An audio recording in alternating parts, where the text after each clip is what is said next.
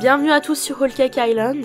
Aujourd'hui on a préparé un gâteau spécial Noël. On va faire Rudolph, le renne du Père Noël avec son nez rouge.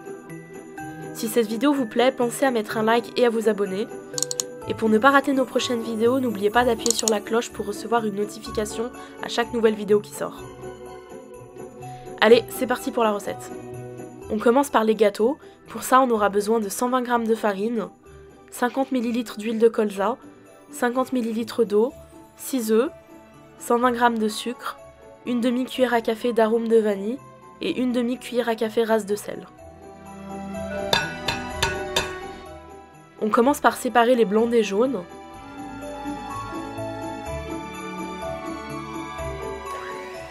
On bat les blancs en neige et quand ils sont bien montés, on ajoute 2 cuillères à soupe de sucre et on continue à battre quelques minutes jusqu'à ce que le mélange soit bien lisse et ne glisse plus du saladier.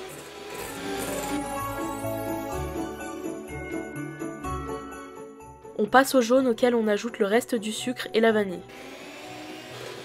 On bat au fouet jusqu'à ce que le mélange blanchisse et double de volume. Puis on ajoute l'huile et l'eau et on bat quelques secondes. On mélange le sel à la farine et on les ajoute au blanc d'œuf. Puis on bat au mixeur jusqu'à ce que toute la farine soit incorporée.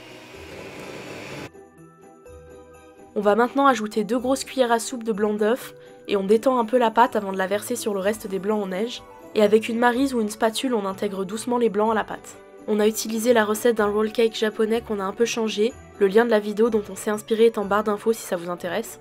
Avec une cuillère à glace, on répartit équitablement la pâte dans 4 moules beurrés et farinés au fond desquels on a mis du papier cuisson. On a utilisé des moules de 16 cm de diamètre. Et on enfourne les gâteaux dans un four préchauffé à 180 degrés Celsius pendant 6 à 8 minutes. Surveillez-les bien et piquez-les avec un pic en bois. S'il ressort sec, c'est que c'est cuit, on les retire du four. On passe maintenant à la préparation de la ganache au chocolat au lait. On aura besoin de 400 g de chocolat au lait et de 300 ml de crème fleurette ou de crème liquide 30%. On commence par chauffer la crème et on en verse la moitié sur le chocolat, puis on couvre le saladier quelques minutes pour laisser le chocolat se ramollir. Avec un fouet ou une maryse, on mélange la ganache jusqu'à ce que tout le chocolat ait fondu. S'il reste des bouts, vous pouvez mettre votre ganache au bain-marie jusqu'à ce que tout fonde. Puis on ajoute le reste de la crème en 2 fois. Ça va permettre à la ganache de ne pas granuler quand on la montera. La ganache va reposer minimum 2 heures au frigo ou 30 minutes au congèle si vous n'avez pas le temps, mais elle doit être bien froide avant d'être montée. Pour les décors en chocolat, on utilisera du chocolat noir et du chocolat blanc qu'on colorera en rose et en rouge avec du colorant compatible pour chocolat. On fait fondre les chocolats au bain-marie et on les verse dans des cônes en papier.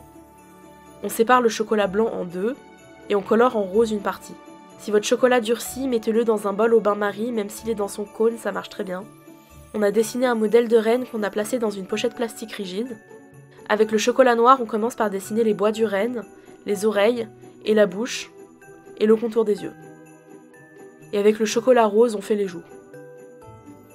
On glisse la pochette sur un plateau et on met le chocolat au congélateur 5 minutes.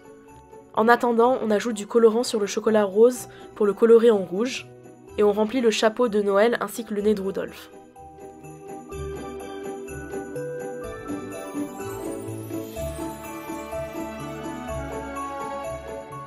On ajoute du rose sur les oreilles. Entre chaque superposition de chocolat, on met la plaque au congélateur pour que les couleurs ne se mélangent pas.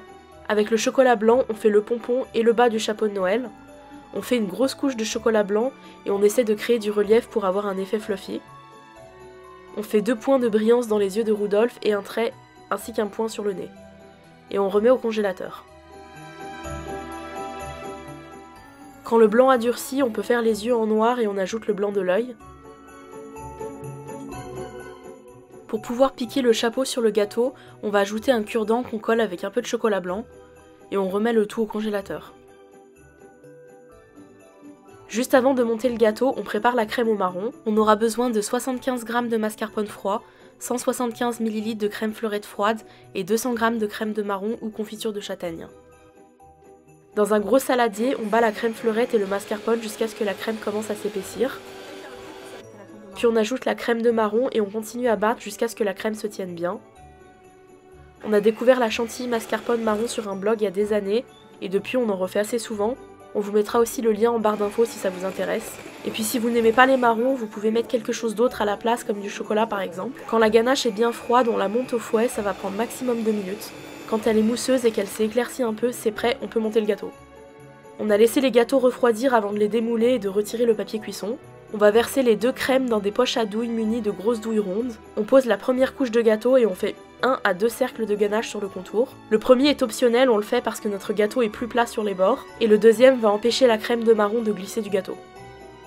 Et après, on dépose une couche de crème chantilly au marron au centre.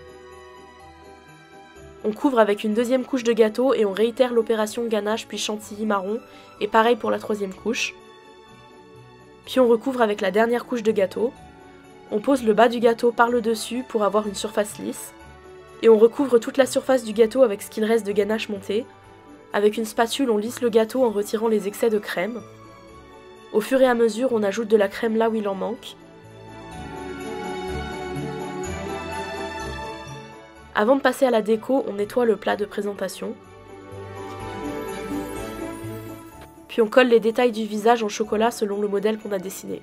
On pose juste le chocolat sur la crème et on appuie doucement. On enfonce les oreilles sur les côtés du gâteau et les bois sur le dessus. Et pour finir, on pique le chapeau au milieu de la tête de Rudolf. Et voilà, notre gâteau Rudolf spécial Noël au marron est prêt. On espère que la recette vous a plu. Si c'est le cas, laissez-nous un like et abonnez-vous. Et si vous avez des suggestions de vidéos à venir, dites-le nous en commentaire. On se dit à la semaine prochaine pour une nouvelle vidéo. Bye!